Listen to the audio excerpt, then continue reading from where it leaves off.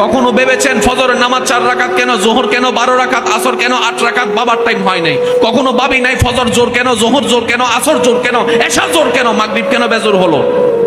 ভাবি না। বাবার টাইমে নেই আমাদের। আপনি যেটা চাচ্ছেন সেটা দিবে কে? তো ওনাকে তো একবার জিজ্ঞেস করতেন কি করলে তুমি খুশি হবা। বউকে জিজ্ঞেস করছি, ছেলে মেয়েরে জিজ্ঞেস করছি কি করলে তুমি খুশি হবা, ওনাকে একবারও জিজ্ঞেস করিনি। বললা কি করতাম বলো না তুমি খুশি হবো। আমার সেই ক্যাপাবিলিটি নাই তোমাকে খুশি করার, তারপর আমি চেষ্টা করব যদি আমি জানতে পারি। আল্লাহ পাক আমাদের সকলকে দ্বীনের সহি বুঝ দান করুন এবং কোরআনের আলোকে আমাদের জীবনকে পরিচালনা করার তৌফিক দান করুন। প্রিয় দর্শক, চ্যানেলটিকে সাবস্ক্রাইব করে আমাদের সাথেই থাকবেন। ধন্যবাদ।